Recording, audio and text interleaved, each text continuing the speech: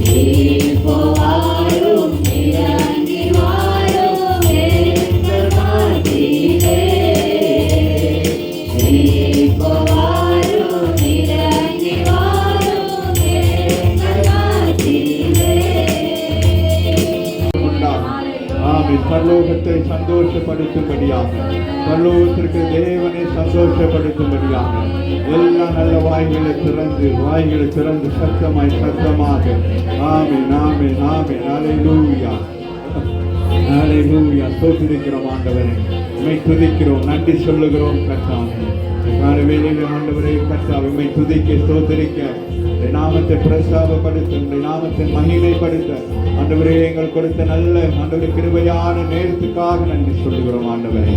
இதுவேளெல்லாம் கருத்தில் ஒப்புக் கொள்ளுகிறோம்.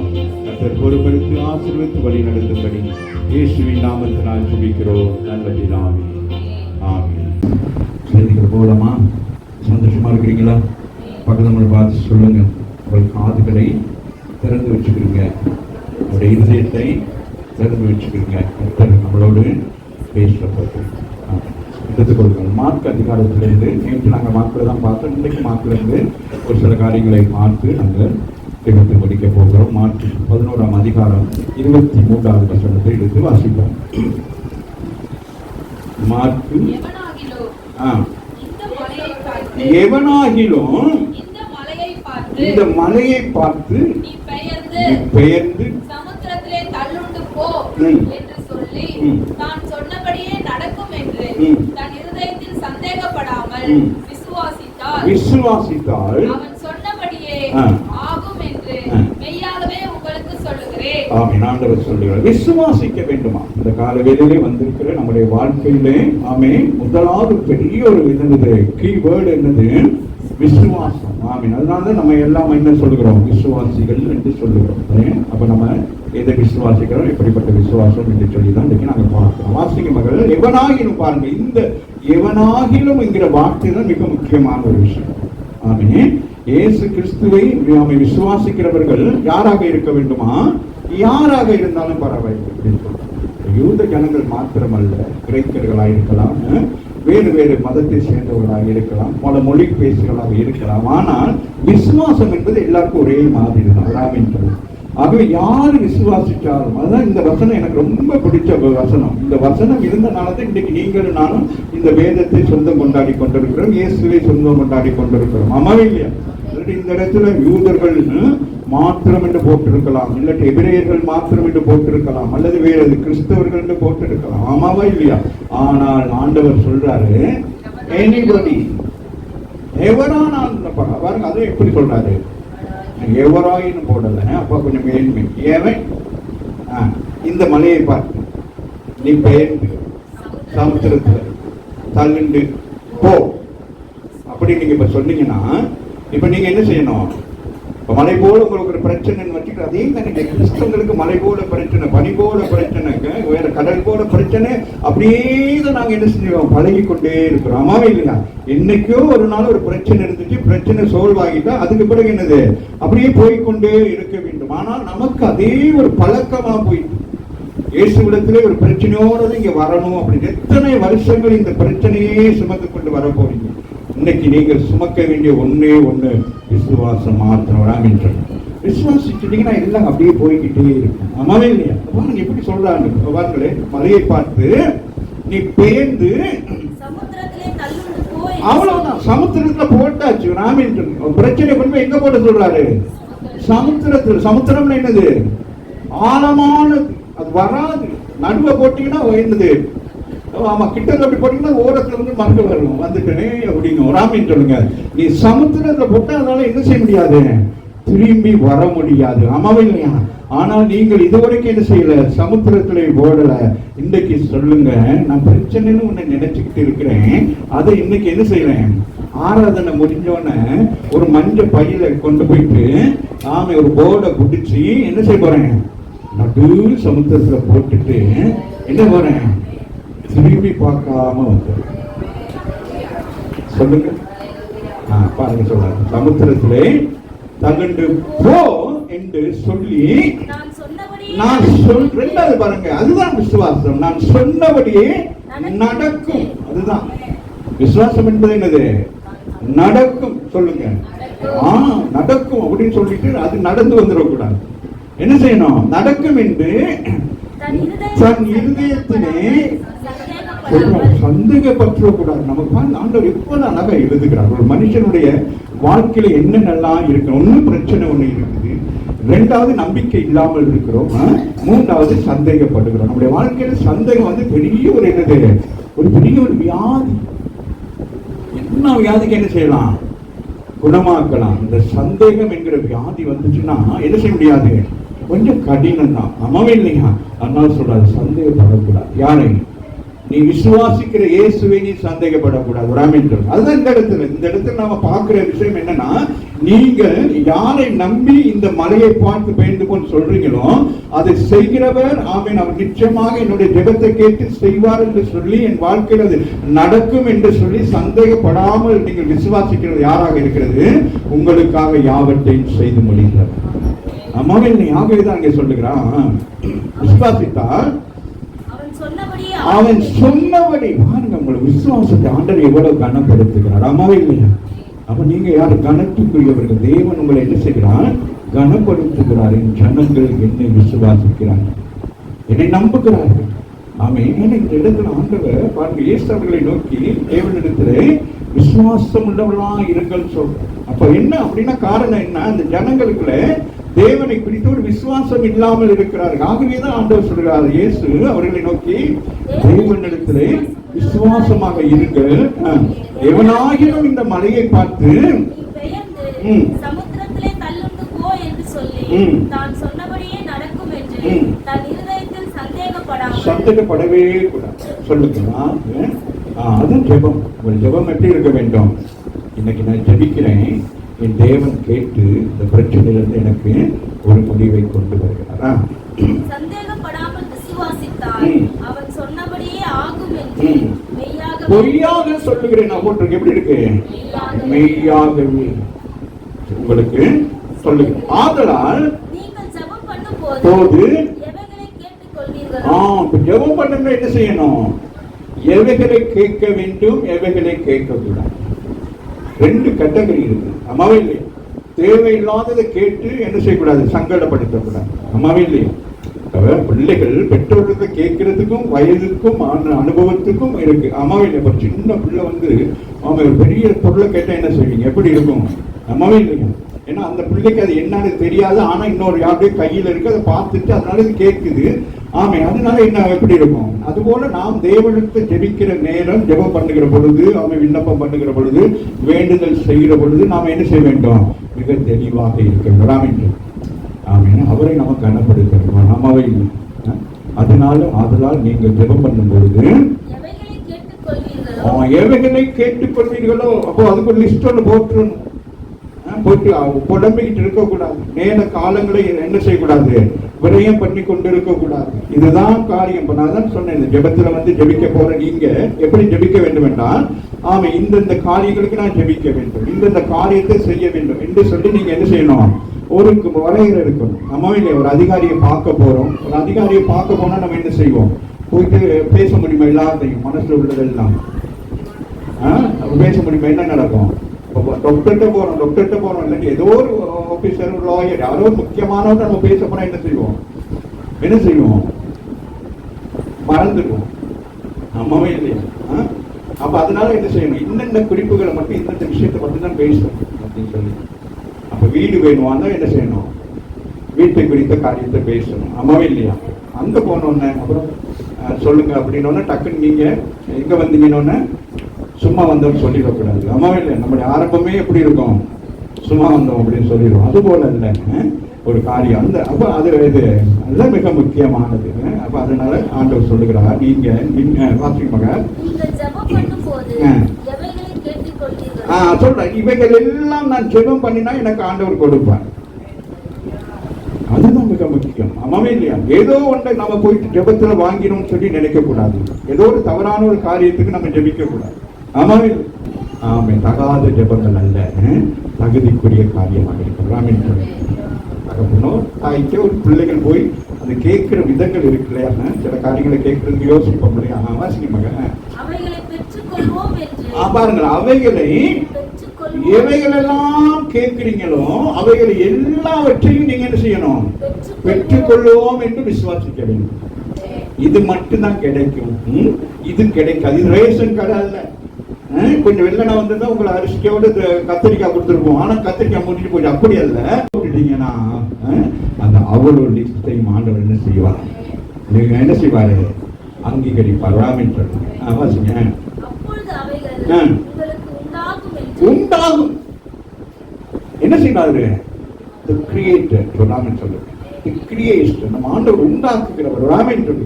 அப்ப இன்னைக்கு நீங்க கேட்கிறீங்க, ஆண்டவரே இப்ப கேட்கிறீங்க, இப்ப கேளுங்க ஆண்டவர்கிட்ட, ஆண்டவரே எனக்கு என்னது உண்டாக கடவுள்.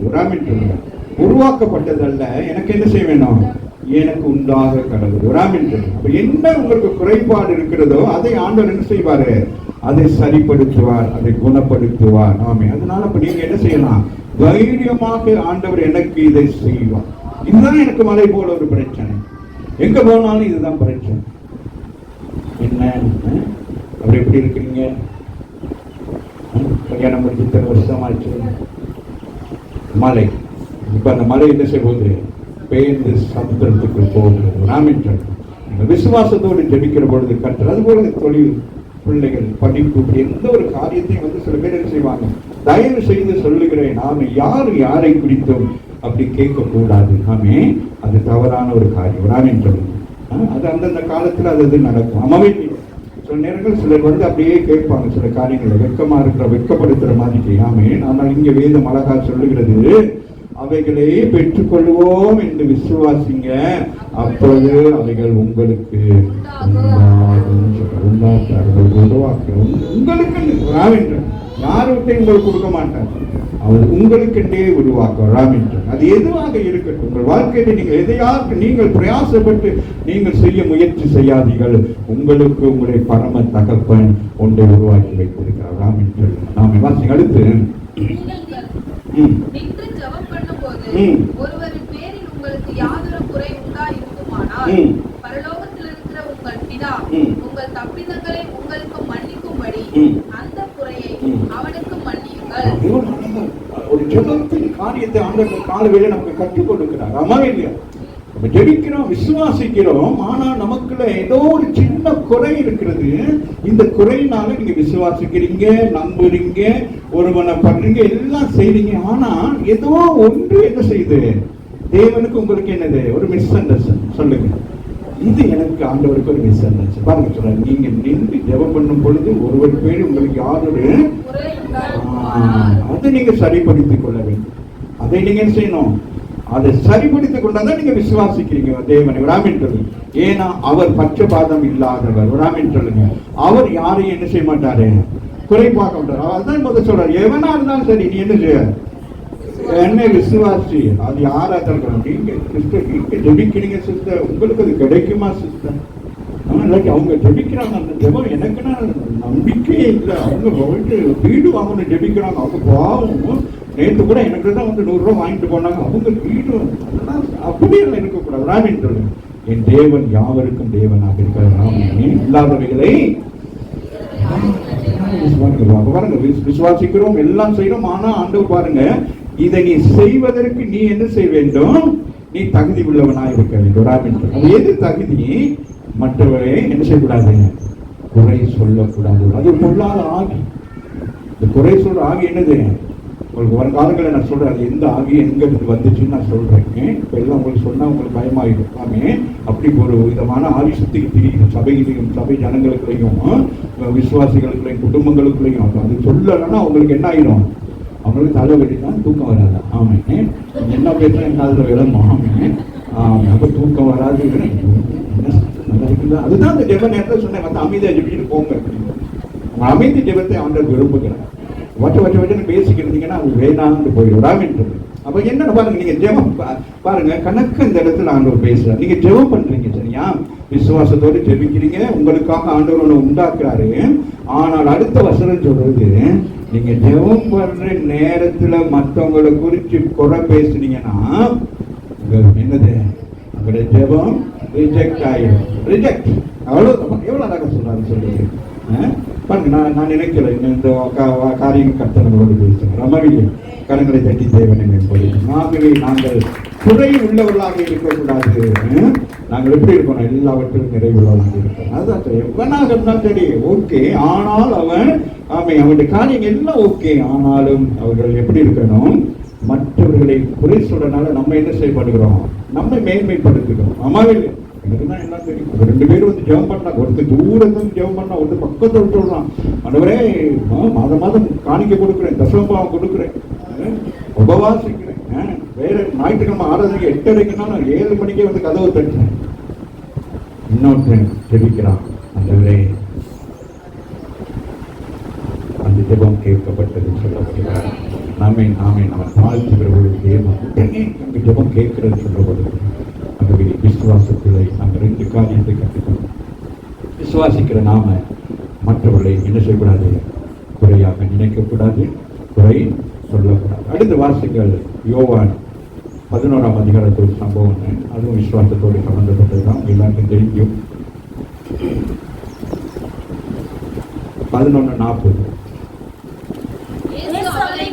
இயேசு அவளை நோக்கி,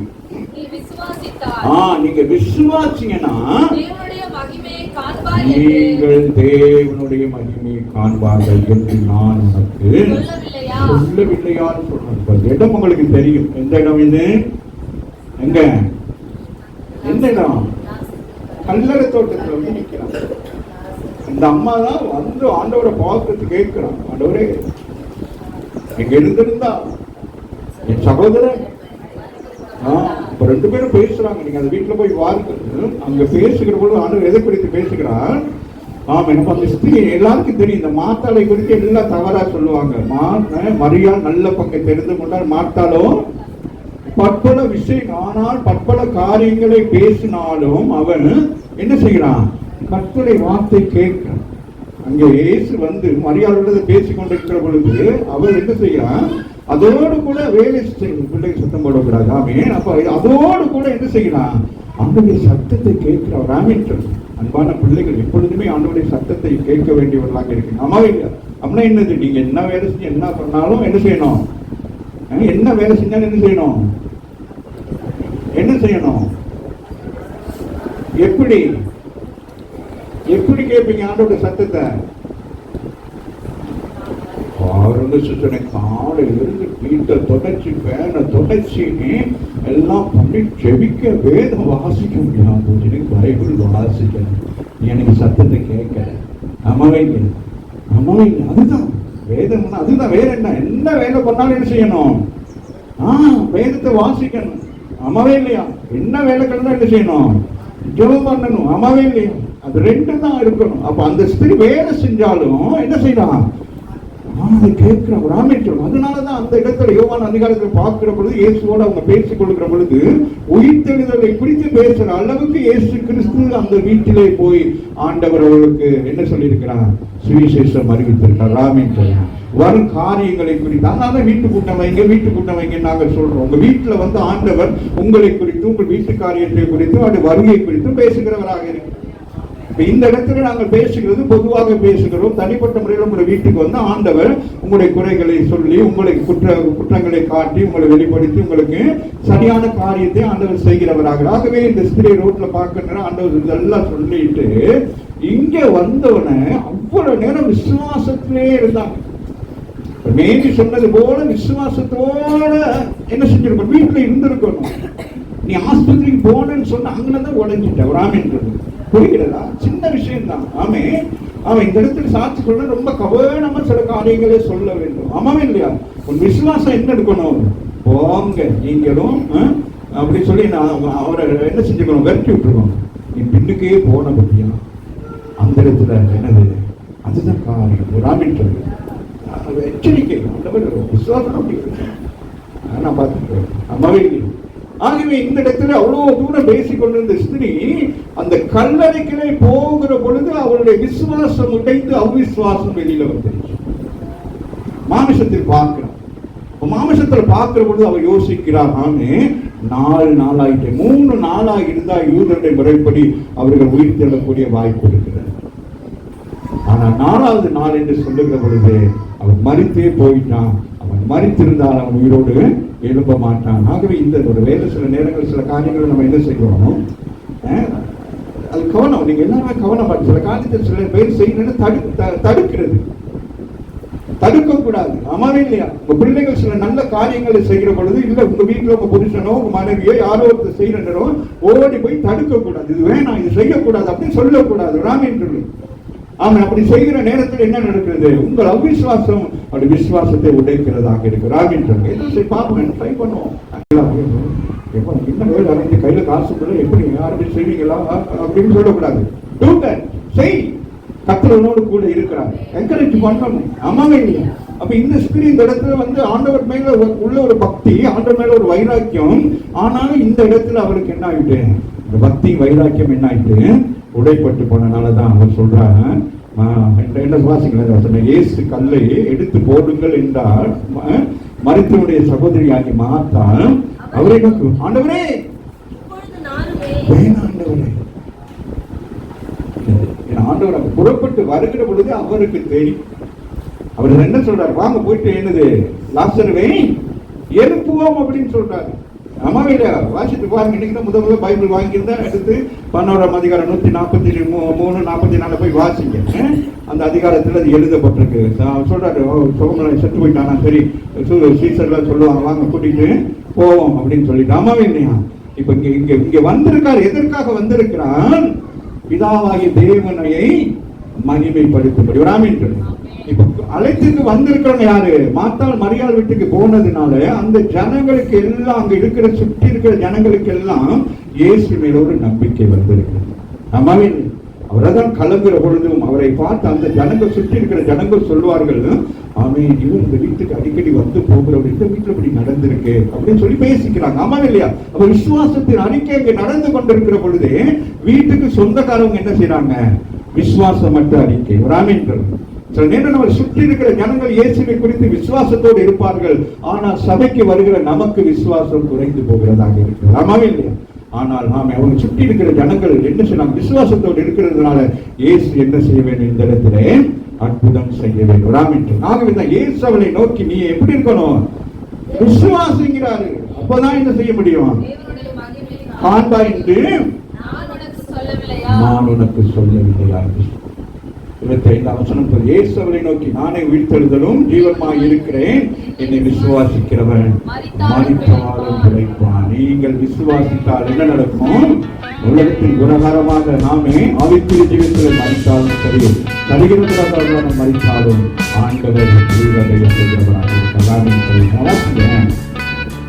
இயேசுவை நோக்கி, நீ விசுவாசித்தால் தேவனுடைய மகிமையை காண்பாய் என்று நான் உனக்கு சொல்லவில்லையா என்றார். ஆமென். அப்பொழுது மரித்தவன் வைக்கப்பட்ட இப்ப இந்த சம்பவம் உங்களுக்கு தெரியும். ஆமென். அப்ப பாருங்க, அடுத்த அந்த வசனத்தின் கடைசி பகுதிகளை வாசிக்கணும். 45 வாசிக்கணும்.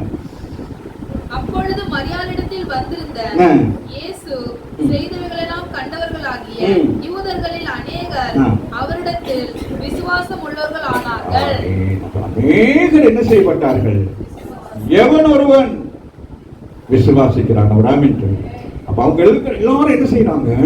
அந்த இடத்துல விசுவாசிக்கிறாங்க. யூதர்கள் விசுவாசிக்கிற என்பது பெரிய ஒரு ரெக்கார்டு ஒன்று. அம்மாவே இல்லை.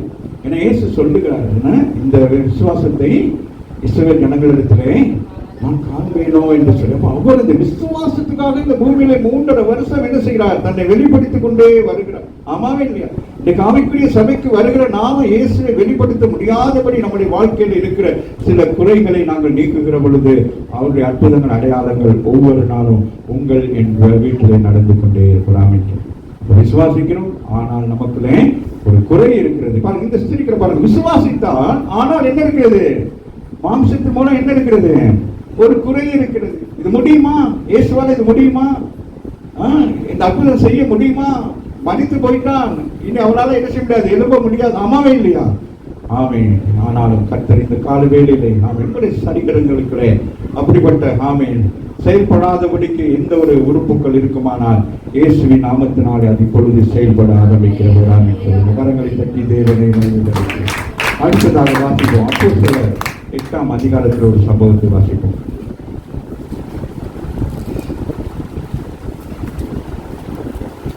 8ஆம் அதிகாரம் 37 வாசிப்போம்.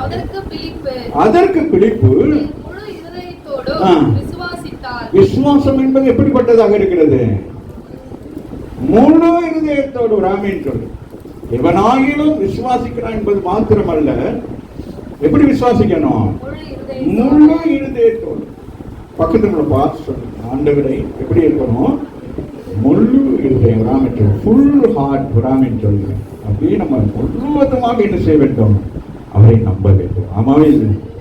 ஏதோ ஒரு சந்தர்ப்பத்துக்காக, ஏதோ ஒரு சூழ்நிலைகளுக்காக, ஏதோ ஒரு தேவைக்காக ஆண்டவரை ஏற்றுக்கொள்வதாக இருக்கக்கூடாது. ஆமாவே இல்லையா? இந்த சகோதரன் யாரு? அந்த எத்தியோப்பியாவில் உள்ள அந்த ராஜ்யத்தினுடைய மந்திரியாகி அவன் என்ன செய்கிறான்? ஒரு சின்ன ஒரு ட்ராக் ஒன்று கிடைக்குது. அந்த ட்ராக் எப்படி கிடைச்சதுமோ தெரியல. காலையில் தருணுக்கு ஒரு கிளவி கொடுத்த மாதிரி யாரும் கொடுத்தாங்களோ தெரியல. ஆனாலும் அதை எடுத்தவனுக்கு என்ன ஆயிற்று? எடுத்தவனே எனக்கு ஆச்சரியமாயிட்டு. என்ன செய்தேன்? யாரை குறித்து புரிகிறதா? வேத வசனங்கள் எப்பொழுதுமே அவை வெறுமையாய் வராத என்ன செய்யும் ஒரு மனுஷன். அதுதான் இன்னைக்கு நீங்க ட்ராக்ஸ் எல்லாம் கொடுக்குறேன், ஏன் ஜனங்கள் வாங்க மாட்டேங்கிறாங்கன்னா அவங்களுக்கு பயம். இதை நான் வாங்கி நான் வாசித்தால் நான் இயேசுவை சொந்த ரட்சகராக ஏற்றுக்கொள்வேன் என்கிற ஒரு பயம். ஆகவே விசுவாசம் சொல்லுவான், அதை வாசிக்காத. நீ வாசித்தா நீ நல்ல மனுஷன் ஆகிடுவ. நீ வாசித்தா நீ பாவம் செய்ய மாட்டேன். நீ வாசித்தா உன்னை கடவுள் ஆசீர்வாதம். நீ வாசிக்காம இப்படியே சீர்கட்டு போயிடுன்னு சொல்லிட்டு. ஆமாவா இல்லை? அநேகர்கள் தான் நடக்கிறது. ஆனால் இங்கே பார்க்கிறோம், இங்கே பிடிப்பு ஆண்டவர் அனுப்புற போ ஒரு மனுஷன் என்ன செய்யறான்? கையில ஒரு வசனத்தை வச்சுட்டு தடுமாறுறான். என்ன செய்யறான்? நீ போயிட்டு அவனுக்கு என்ன செய்ய வேண்டும்? அதான் 35 வசனம் அழகா இருக்கும், வாசிக்கிறேன். அப்பொழுது பிலிப்பு பேச தொடங்குகிறார். அப்ப அவர் கேட்கிறார். 53ஆம் அதிகாரத்தில் உள்ள சம்பவத்தை கேட்கிற பொழுது இங்க என்ன செய்யறாரு? பிலிப்பு பேச தொடங்கி இந்த வேத வாக்கியத்தை முன்னிட்டு இயேசுவை குறித்து பிரசங்கித்தாராம். விசுவாசம் எப்படி இருக்க வேண்டும்? இயேசுவை குறித்து இருக்க வேண்டும். உங்களுடைய சாட்சிகள் எப்படி இருக்க வேண்டும்? சாட்சி சொல்லுகிற நேரம் உங்களுடைய சாட்சியின் முடிவு எப்படி இருக்க வேண்டும்? இயேசு இதை எனக்கு செய்தார் என்று சொல்லிதான் உங்களுடைய சாட்சிகளை முடிக்கிறது. ஆமா, அதை விட்டுட்டு அது நடந்துச்சு, இது நடந்துச்சு, சோகமாயிடுச்சு, அங்க ஜெபம் பண்ண, இங்க ஜெபம் பண்ண, ஜெபம் எல்லாருமே பண்ணலாம். ஆமா, நமக்கு என்ன கிடைக்க வேண்டும்? அந்த ஜெபத்துக்கு பதில் கிடைக்க வேண்டும். அது யாரிடத்திலிருந்து வர வேண்டும்? அது இயேசுவிடத்திலிருந்து வர வேண்டும். உங்களை ஜெபத்தில் நீங்க முடிக்கிற பொழுது இயேசுவின் நாமத்தினாலே முடிக்க வேண்டும். எந்த ஒரு காரியத்தை நீங்க ஆரம்பிக்கிற பொழுது எப்படி ஆரம்பித்தாலும் ஒரு முடிவு இயேசுவாக இருக்க வேண்டும். ஆமென். ஆகவே இந்த இடத்துல நாங்கள் பார்க்கிறோம், இயேசுவை குறித்து அவன் அவனுக்கு பிரசங்கித்தான். இவ்விதமாய் அவர்கள் வழிநடந்து போகையில் தண்ணீருள்ள ஒரு இடத்திற்கு வந்தார்கள். அப்பொழுது மந்திரி, இதோ தண்ணீர் இருக்கிறதே, நான் ஞானஸ்நானம் பெறுகிறதற்கு. இயேசு கிறிஸ்துவை குறித்து பிரசங்கிக்கிற பொழுது மாத்திரம்தான் ஒரு மனுஷனுக்குள்ளே விசுவாசம் உண்டாகும். ஏனால் அவர் தான் நமக்காக அளிக்கப்பட்டார், அவர் தான் நமக்காக யாவற்றையும் செய்து முடித்தார். ஆகவே அவரை நான் ஏற்றுக்கொள்ள வேண்டும் என்கிற விசுவாசம் அவனுக்குள் உருவாகிறது. ஆகவே அவனுக்கு உருவாகிறது. அவன் செவி மடுத்துக் கொண்டே இருக்கிறான், காதலை கேட்டுக்கொண்டே இருக்கிறான். அவனுடைய கண்கள் என்ன செய்தேன்? தன்னை நாமே சுத்திகரிக்க வேண்டும் என்று சொல்லி தன்னுடைய கண் என்ன செய்தேன்? தண்ணீர் இருக்கிற இடத்தை பார்க்கிறது. ராமேந்திரன் இப்ப இயேசுவை ஏற்றுக்கொண்டதுக்கு அடையாளம் என்னது? ஞானஸ்தானம். ஆமாவே இல்லையா? அவன் போய் சொல்லியிருக்கிறான், நான் ஊர்ல போய் ஞானஸ்தானம் எடுத்துக்கிறேன். ஆமாவே, எந்த இடத்துல சத்தியத்தை கேட்டானோ அந்த இடத்துல மனம் திரும்பினா, மனம் திரும்பதுக்கு அடையாளமாக ஞானஸ்தானம் பெற வேண்டும் என்று. ஆமாம். ஏன்னா இந்த நேரத்தில் அந்த ஞானஸ்தானம் பெறலைன்னா எப்படி இனி எனக்கு பெறக்கூடிய வாய்ப்பு இல்லை. ராமேந்திரன் அது போயிட்டு நீ திருப்பி அடுத்த வருஷம் தான் வரணும். எருசலேமில் நடக்கிற அந்த ஆராதனைக்கு, அந்த காலங்களில் நடக்கிற பண்டிகைக்கு அடுத்து வரலாம், வராமலும் போயிடலாம். ஆமாம் இல்லையா? இன்றைக்கு சபைக்கு வர நீங்க இன்னைக்கு வரலாம், நாளைக்கு வராமலும் போகலாம். ஆமாவா இல்லையா? ஏன்னா அப்படிப்பட்ட சூழ்நிலை தான் வாழ்ந்து கொண்டிருக்கும். ஆகவே அவரை ஏற்றுக்கொண்ட உடனே நீங்கள் என்னது ஞானஸ்தானம் பெற்றுக்கொண்டால் உங்களுக்கு ஒரு நம்பிக்கை இருக்கிறது, நான் பரலோக ராஜ்யத்துக்கு போவேன் என்று சொல்கிறார். ஆகவே தான் பாருங்க, அந்த வசனம் சொல்லுகிறது, இவ்விதமாக அவர்கள் வழிநடந்து போகையிலே தண்ணீர் உள்ள ஒரு இடத்துக்கு வந்தார்கள். பாருங்க எப்படி ஆண்டவர் எப்படி நடத்துறார். அதுதான் அங்க என்னது, அவனுடைய விசுவாசத்தை சோதிக்கிறார். இயேசுவை பத்தி சொல்லியாச்சு, இப்ப இங்க என்ன செய்யலாம்? நான் ஊர்ல போயிட்டு ஞானஸ்தானம் எடுக்கிறேன்னு சொல்றானா, இல்லாட்டி அடுத்த வருஷம் எடுக்கிறேங்கிறானா, இல்லாட்டி குடும்பத்தோட எடுக்கிறேன்னு நினைக்கிறானா, இல்லாட்டி வீட்டுக்காரவங்ககிட்ட கேட்கணும்னு நினைக்கிறானா? புரிகிறதா? அதுதான் காலையில் சங்கீதத்துல வாசித்தோம். என்னது? உன் தாய் தகப்பன் குடும்பம் எல்லாத்தையும் விட்டுட்டு என்ன செய்யணும்? உன் மனவானிடத்திலே வர வேண்டும். வராமின்னு சொன்னேன். அதுதான் யோசிக்கிறான். அதுதான் இங்க பெரிய ஒரு விசேஷம். ஆமாவே இல்லையா? வாசிங்களே வந்துடு. இதோ டக்குன்னு பாருங்க, என்னது பிரசன்னம் போய்கொண்டிருக்கிறது. ஓவர் இல்ல, போய்கொண்டே இருக்கிறது. ஆமே, இப்ப இவருக்கு என்ன உண்டாயிட்டு? என்ன உண்டாயிட்டு? மன மகிழ்ச்சி உண்டாயிட்டு. ராமேந்திரன் இந்த மனுஷன் நம்மிடத்திலே அவர்களை வழிநடந்து போகையிலே தண்ணீர் உள்ள ஒரு இடத்தில் வந்த பொழுது அவன் என்ன செய்கிறான்? அப்பொழுது மந்திரி, இதோ அப்படி என்னது? இயேசு கிறிஸ்துவை குறித்து அறிவிச்சோன்னா என்ன நடந்திருக்கு? சொல்லுங்க பாப்போம். என்ன நடந்திருக்கு? என்ன நடந்திருக்கு? விசுவாசித்திருக்கிறான், அதோட அடையாளம். மனம் திரும்பி இருக்கிறான், அதற்கு அடையாளம். பேதுரு கொர்நேலிய வீட்டில் பேசிக் கொண்டிருக்கிற பொழுது அவர்கள் பரிசுத்த ஆவியினால் நிரப்பப்பட்டார். அதுபோல இங்கே பிலிப்பு இந்த மந்திரிக்கு பேசிக் கொண்டிருக்கிற பொழுது பரிசுத்த ஆவியானவரால் நிரப்பப்பட்டபடினால் அதற்கு அடையாளமாக அவன் என்ன செய்கிறான்? ஞானஸ்தானம் பெற வேண்டும் என்று சொல்லி பிரயாசப்படுகிறான். புரிகிறதா? இவ்வளவு அழகான அர்த்தங்கள் இருக்கிறது. பரிசுத்த ஆவியான நமக்கு வந்தோம் என்ன உண்டாகுது? என்ன சொல்லுது? பரிசுத்த ஆவியான வந்தோம் என்ன செய்யுது? ஆமை நம்ம என்ன பாவத்தை உணர்த்துது, பாவம் எல்லாம் கல்வப்பட்டதுக்கு அடையாளமா நாம என்ன செய்ய வேண்டும்? ஞானஸ்தானம் பெறணும். ராமேந்திரன் ஞானஸ்தானம் பெறாத வரைக்கும் நீங்கள் அழுக்குள்ளவர்கள் தான். வேத வசனத்தை கேட்டுக்கொண்டிருக்கலாம், செபிக்கலாம், எல்லாம் செய்யலாம். அதான் இந்த பசங்களுக்கெல்லாம் நான் சொன்னேன், இந்த இவங்களுக்கெல்லாம் ரொம்ப காலம் கஷ்டப்பட்டாங்க, வந்து வேலை செஞ்சு கொண்டே இருந்தாங்க. அப்புறம் தான் ஜெபம் பண்ணி இவங்களுக்கு ஊழியம் கொடுத்திருக்கிறேன். ராமேந்திரன் இன்னைக்கு ஞானஸ்தானம் பெற்றபடினால் அவர்கள் தைரியமாக இந்த இடத்துல ஊழியம் செய்கிறார்கள். ஆகவேதான் அவர்கள் நான் எச்சரிக்கிறேன், நீங்கள் ஞானஸ்தானம் பெற்று ஊழியம் செய்கிறவர்கள் நீங்கள் அங்கங்கு தடுமாறி போகக்கூடாது என்று சொல்லி இந்த ஊழியத்தை கடைசி வரைக்கும் நின்று நீங்க நிலைநிறுத்த வேண்டும். நீங்க இல்லைன்னா எனக்கு இந்த ஊழியம் இல்லாமல் இல்லை, செய்ய முடியும். போன வாரங்கள் இந்த பிள்ளைகள் வரல. போன ஞாயிற்றுக்கிழமை ஆராதனை, மாலை ஆராதனை எப்படி இருந்தது? ஆவின் அபிஷேகத்தில் நிரப்பப்பட்டீங்களா இல்லையா? ஆமாவே இல்லையா? அப்ப நான் இந்த பிள்ளைகளை பயிற்றுவிப்பதற்காக இவங்களோடு சேர்ந்து இவர்களை போல மாறுகிறேன். இந்த வாலிப பிள்ளைகளோடு சேர்ந்து நான் யூத்தாவே மாறிடுறேன். ஆமாவே இல்லையா? ஹலோ, ஐ யூத். நீங்களும் யூத்தா இருக்கணும். கிளவிகளாக வெத்தலை போட்டு நீங்க உட்கார்ந்து இருக்க கூடாது. பரிசுத்த ஆவியை பெற்றுக்கொண்டா நீங்க ஒரு புதிய மனுஷன், புதிய பேலன். ஆமாவே இல்லையா? அது பழைய மதியே உட்கார்ந்து இருக்கோம். அப்படியே உட்கார்ந்து அப்படியே இருக்காது, பல்லு வலி மாதிக்கும். ஹலோ, வாசிங்க. தண்ணீர் இருக்கிறதே, நான் ஞானஸ்தானம் பெறுகிறதற்கு தடை என்ன என்றான். டக்குன்னு ஒரு ஞானஸ்தானம் கொடுக்க போறவர் என்னன்னு கேட்கிறாரு பாருங்களேன். அதற்கு பிலிப்பு, நீர் முழு இருதயத்தோடு விசுவாசித்தால் கேட்கிறார். சில பேர் என்ன செய்வாங்க, சவுதி அரேபியாவுக்கு போறேன், ஞானஸ்தானம் பெற்றுட்டு போறேன், கல்யாணம் பேசிக்கிட்டு இருக்கிறாங்க, ஞானஸ்தானம் பெற போறேன். அந்த பொண்ணு சர்ச்சைக்கு வர பொண்ணு, நாம என்னது அதை நான் விரும்புறேன், அதனால நான் ஞானஸ்தானம் பெற போறேன். ஹலோ, இதுக்கெல்லாம் ஞானஸ்தானம் கொடுக்கணும். கொண்டு போய் அப்படியே தண்ணியில் வச்சு அப்படியே எலும்பு அதை அப்படியே போகணும், அனுப்பணும். அம்மாவே இல்லையா? எதுக்கு?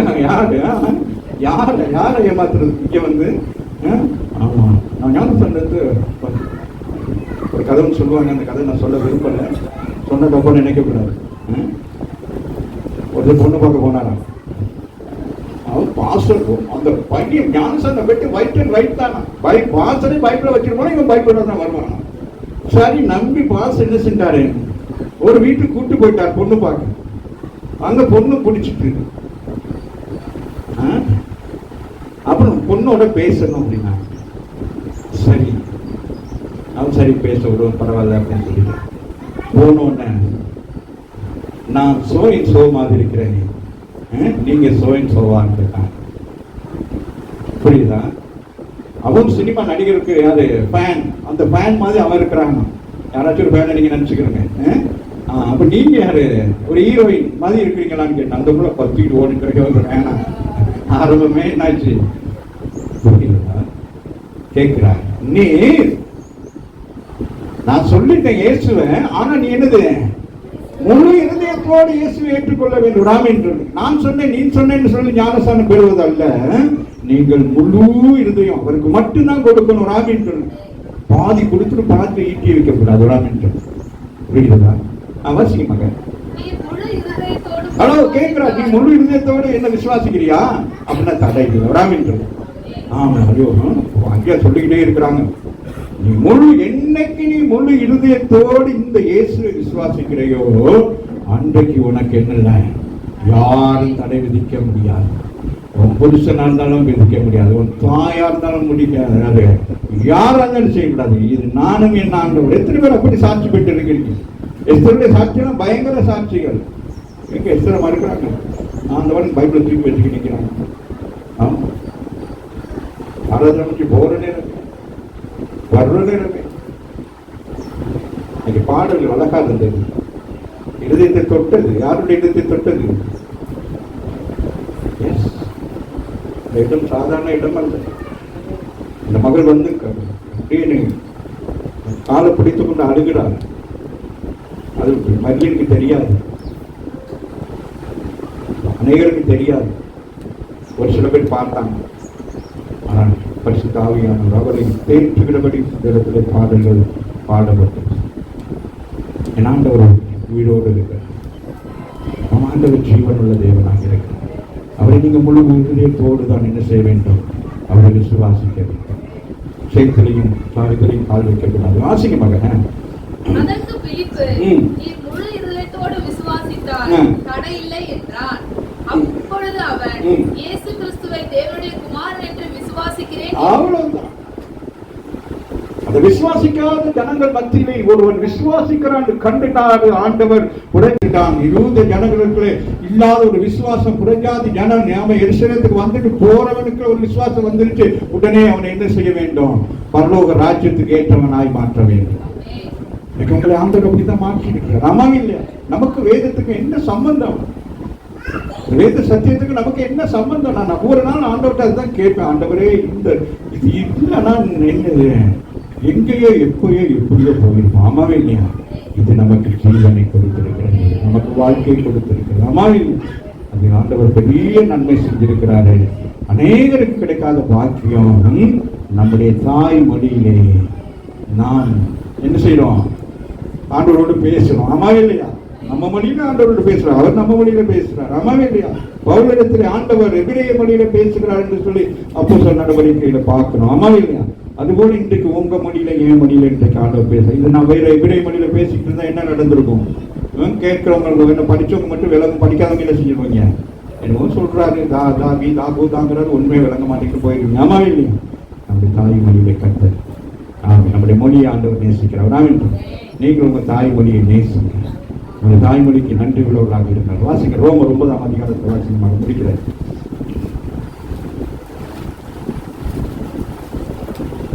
சாரி, ரோமர் 10ஆம் அதிகாரம்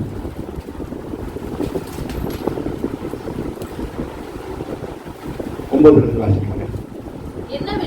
என்னவென்றால் கர்த்தராகிய இயேசுவை நீ உன் வாயினாலே அறிக்கையிட்டு என்ன செய்யணுமா?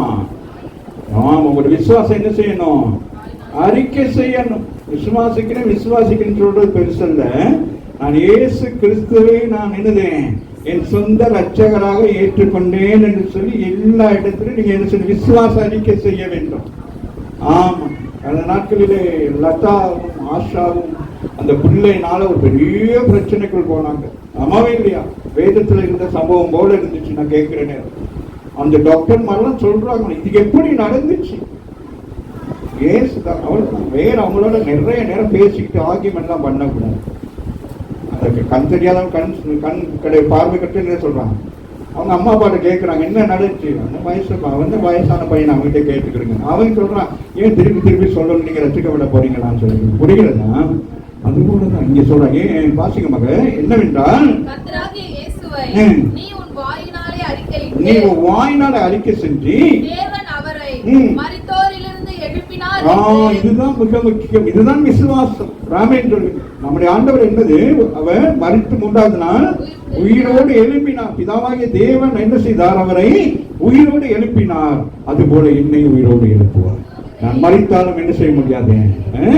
நான் என்னது வாசிங்க, மரித்தோரிலிருந்து எழுப்பினார் என்று உன் இருதயத்திலே விசுவாசித்தால். அதுதான் சொல்ல, உன் இருதயத்துக்குள்ள விசுவாசிக்கணும். அவங்க சொல்லி இவங்க சொல்லி அல்ல, நீ என்ன செய்ய வேண்டும்? உன் இருதயத்துக்குள்ள அந்த விசுவாசம் வர வேண்டும். நாமேன் சொல்றேன். அந்த விசுவாசம் வந்தபடினாலதான் அந்த மனிதன் என்ன செய்கிறான்? உடனே ஞானஸ்தானத்துக்கு என்ன செய்யறான்? பிரயாசப்படுகிறான். வாசிங்க மகள். விசுவாசித்தால் ரட்சிக்கப்படுவார். நீதி உண்டாக இருதயத்திலே விசுவாசிக்கப்படும்.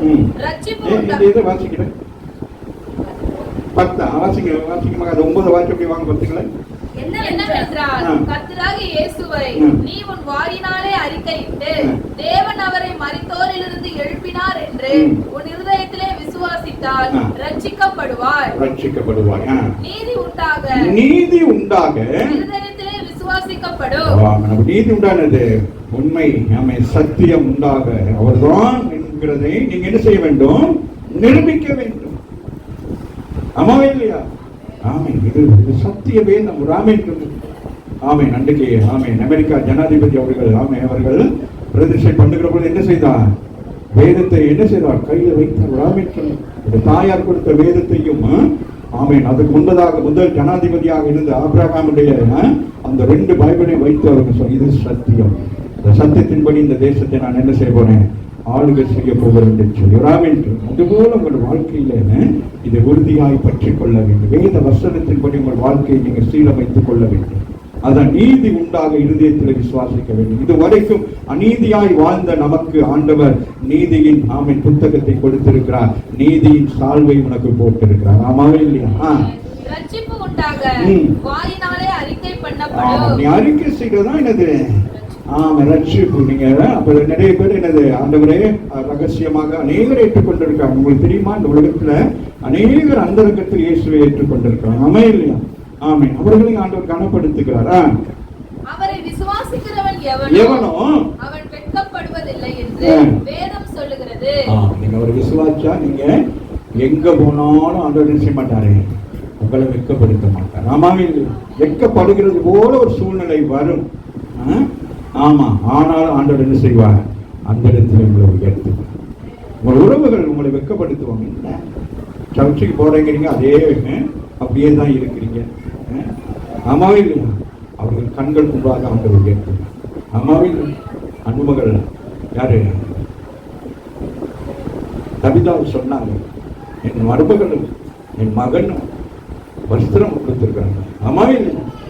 கடந்த நாட்களிலே உங்களுக்கு தெரியுமா, போன ஞாயிற்றுக்கிழமை இந்த இடத்துல ஒவ்வொருவருக்கா தனித்தனியா ஜெபித்தேன். ஆமாவா இல்லையா? அந்த ஜெபித்தேன் மாலையிலே அந்த சின்ன பிள்ளைய, அவர் பேர் என்ன, இனியாவை கூட்டிட்டு வந்தாங்க. நேற்று பார்த்தா என்னுடைய மகளுக்கு வந்திருக்காங்க. அந்த குடும்பங்கள் கட்டப்படும். இந்த இடத்துல செய்கிற ஒவ்வொரு காரியமும் ஏதோ நான் விரும்பி நான் எதையும் செய்கிறது இல்லை. இந்த இடத்துல ஆண்டவர் சொல்லுகிறது தான் நான் செய்கிறேன். நேற்று அந்த சகோதரி வந்து ஆச்சரியம், ரொம்ப நாள் வரல, மனசு உடைந்து போய் பல பிரச்சனைனால கவலை. ஆனா நேற்று அவங்க நம்பிக்கையோட போய் இருக்கிறாங்க. ஆமாம், சிஸ்டர் சொன்னாங்க பேச முடியல, நம்ம செவ்வாய்க்கிழமை சிஸ்டருக்கு போனா பார்த்து பேச ராமின் சொன்ன வாசி மகள். எவனோ நீங்க விசுவாசிட்டீங்கன்னா உங்களை என்ன செய்ய மாட்டாரு, வெட்கப்படுத்த மாட்டார், உங்களை உயர்த்துவார். ராமின் சொல்லுங்க, பக்கத்துல பார்த்து சொல்லுங்க, என்னை ஆண்டவர் உயர்த்துவார், நான் வெட்கப்பட்டு போக மாட்டேன். எங்க போனாலும் என்னை கர்த்தர் ஆமீன் ஆமே வெட்கப்படுற மாதிரி இருக்கும். ஆமீன். ஆனால் ஆண்டவர் வெட்கப்படுத்த மாட்டார் என்று வேற ஒன்றும் சொல்லவில்லை. இந்த சத்திய வேதம் உங்களுக்கு சொல்லுகிறது. அவரிடத்தில் வந்தவர்கள் ஒருவரும் வெறுமையாய் திரும்பி போகவில்லை. ஆமா இல்லையா? ஆமா. வித்தியாசமே இல்லை, எல்லோருக்கும் கர்த்தரானவர். 14 வசனம். அவரை விசுவாசியாதவர்கள் எப்படி அவரை தொழுது கொள்வார்கள்? அவரை குறித்து கேள்விப்படாதவர்கள் எப்படி விசுவாசிப்பார்கள்? பிரசங்கிக்கிறவன் இல்லாவிட்டால் எப்படி கேள்விப்படுவார்கள்? அப்ப நீங்க என்ன செய்ய வேண்டும்? பிரசங்கிக்க வேணும், இயேசுவை குறித்து சொல்லணும். ஆமாவா இல்லையா? அதனாலதான் அவன் அந்த டாக்ஸை எடுத்தவனே ஆண்டவர் பதறாரு, வருஷத்தை அவங்க சொல்றாரு, போ உடனே போ, என்ன செய்ய வேண்டும்? என்னை குறித்து அறிவி, நான் யார் என்பதை அறிவேன். ஆமே. அவன் மனம் திரும்பி தன் தேசத்துக்கு போகட்டும். அவன் ரட்சிக்கப்பட்டானால் அந்த தேசமும் ரட்சிக்கப்படும். ஆமாவே இல்லையா? யாரோ ஒருவர் உங்க வீட்டுல ஒருத்தர் ரட்சிக்கப்பட்டா என்ன நடக்கும்? எங்க வீட்டுல எங்க அக்கா தான் ரட்சிக்கப்பட்டாங்க. எங்க குடும்பம் முழுவதையும் கர்த்தர் என்ன செய்தான்? ஆமாவே இல்லையா? அந்த நாட்கள் ஒரு சகோதரி சொல்றாங்க, உங்களுடைய தாயார் ஜெபித்த ஜெபத்தை ஒளிந்திருந்து நான் பார்த்து இயேசுவை ஏற்றுக்கொண்டு இன்றைக்கு நான் பல 100 பேருக்கு நான் சுவிசேஷத்தை அறிவித்துக் கொண்டிருக்கிறேன். ஒரு திங்கட்கிழமை நாளை நானும் என் கணவனும் என் பிள்ளைகளும் ஆமேன் ஒரே ஒரு குடும்பத்தை சந்திக்க 1 வருஷமாய் அந்த குடும்பத்துக்கு நாங்க போய் சொல்லி சொல்லி சொல்லி அவர்கள் இன்னைக்கு ஞானஸ்தானம் பெற்று சபை அங்கத்தினராக மாறியிருக்கிறார்கள். போய் சொன்னோன்னு யாரும் ஏற்றுக்கொள்ள மாட்டாங்க, பிரயாசப்பட வேண்டும் சொல்றாங்க. அந்த திங்கக்கிழமை சொன்ன வார்த்தை எனக்கு பயங்கரமா இருந்தது. அந்த சகோதரி தான் தூரத்து உறவுல எனக்கு சகோதரி சொல்றாங்க, பல மாதங்கள் ஜெபித்துக் கொண்டே இருந்தேன், உங்களோட குரலை கேட்கிறேன். நான் என்ன போன் பண்ணா பேசுவேன், அவர்கிட்ட எனக்கு உங்களை பார்க்கணும். அவங்க ஒரு கடைசி ஒரு வார்த்தை சொன்னாங்க, நான் மரித்தால் என் சகோதரன் தான் என்னை வந்து அடக்கம் செய்கிறேன் அப்படின்னு சொன்னாங்க. காரணம், அன்றைக்கு என் தாய் வழியே அவர்கள் ரட்சிக்கப்பட்டபடி நான் அந்த விசுவாசம், அந்த நம்பிக்கை நிமித்தம் என் தம்பி ஊழியம் செய்கிறார், அவர் தான் என்னுடைய சரீரத்தை வந்து அடக்கம் செய்ய வேண்டும். என்ன விசுவாசம் பாருங்க. இன்னைக்கு நம்ம விசுவாசம் என்னென்னமோ பண்ணிக்கிட்டு இருக்கோம். அந்த நாட்கள் என் சகோதரி மகளுக்கு வெள்ளிக்கு தெரியும், அவர் சொல்லுகிறார், நான் இந்த காரியங்களை சொல்லி இந்த வீட்டுக்கு அப்படி இந்த சபைக்குள்ள வெளிச்சமெல்லாம் வந்துட்டு என்று சொல்லிச்சு. என்னையும் என் குடும்பத்தை மேன்மைப்படுத்தவல்ல, அவனுடைய நாமத்தை மேன்மைப்படுத்தும்படி. ஏன்னா அவள் பிறக்கிற நேரம் தாய் இறந்து போயிட்டாங்க. தாய் அவள் பார்த்ததில்லை, தகப்பனை பார்த்ததில்லை. இன்னைக்கு அவள் சொல்லுகிறார், எனக்கு ஒரு புருஷனிடத்திலையும் சபையிலையும் சொல்லி இருக்கிறார், என்னை ஆண்டவர் வேறு விதமான ஒரு ஊழியத்துக்கு அழைத்திருக்கிறபடி நான் புருஷனிடத்தில் சொல்லியிருக்கார், என்னை தடை செய்யாதீர்கள், என்னை எங்கு கொண்டு போனால் நான் அங்கு போய் சுவிசேஷம் அறிவிக்க போகிறேன். எனக்கு ஆண்டவர் பரிசுத்த ஆவியை வெளிப்படுத்தி கொண்டே இருக்கிறபடி நான் மகன் படித்துட்டான், அவனுக்கு வயசும் சரியா வந்துட்டு, அதனால என்னை குறித்து கவலைப்படாதீங்க, நான் எந்த வழியிலே போகிறேனோ அந்த வழியிலே என்னை விடுங்கள், என்னை ஆண்டவர் எங்கு கொண்டு போய் பயன்படுத்துகிறாரோ அந்த இடத்தில் நான் பயனுள்ள ஒரு ஸ்திரியாக இருக்க போகிறேன். விசுவாசம் எனக்கே ஆச்சரியம், எனக்கே தூக்கி வாருங்கள், என்ன நீங்க அப்படி சொல்றீங்க அப்படின்னு. ஆமாண்ணா, எனக்கு தெரியல, ஆவியானவரை வெளிப்படுத்தி கொண்டே இருக்கிறேன். யோசித்து பாருங்க, நாம இன்று கொண்டு இருக்கணும்.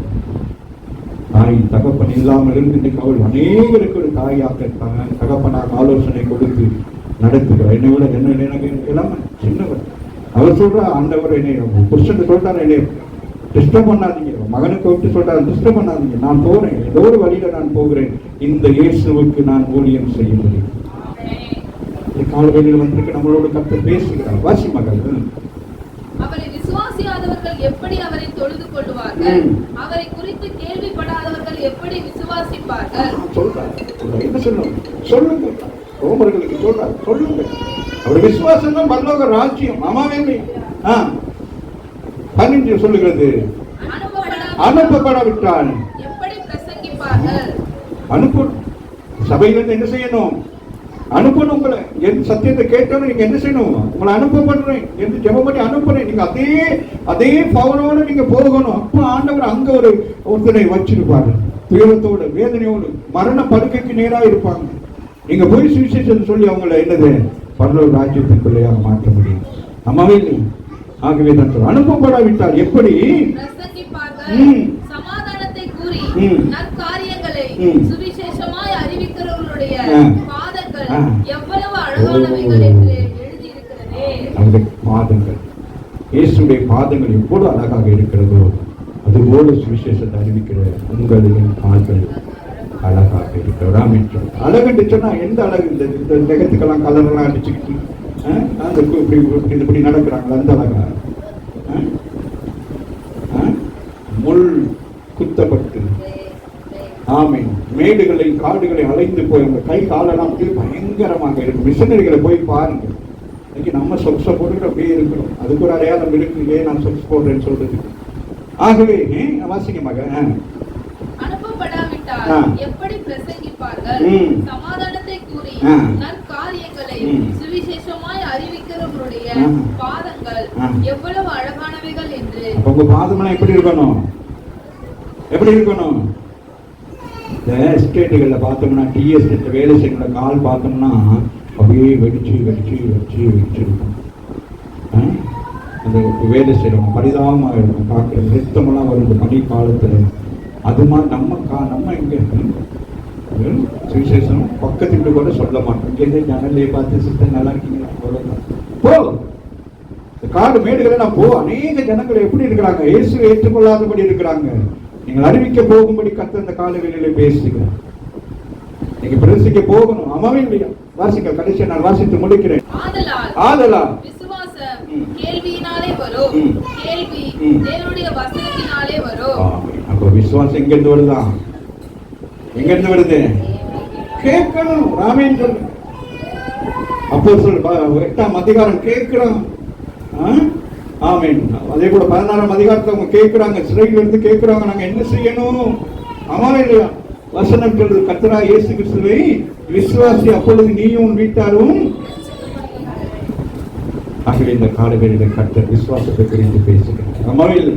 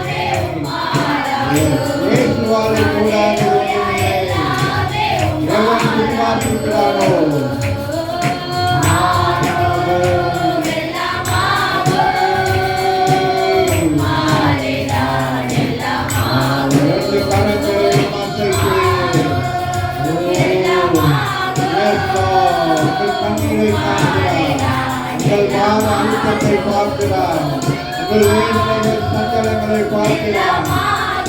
வருத்தப்பட்டு பாரும் சுமருங்களே, எல்லாரும் என்னிடத்தில் வாருங்கள், நான் உங்களுக்கு இளைப்பாறுவேன்.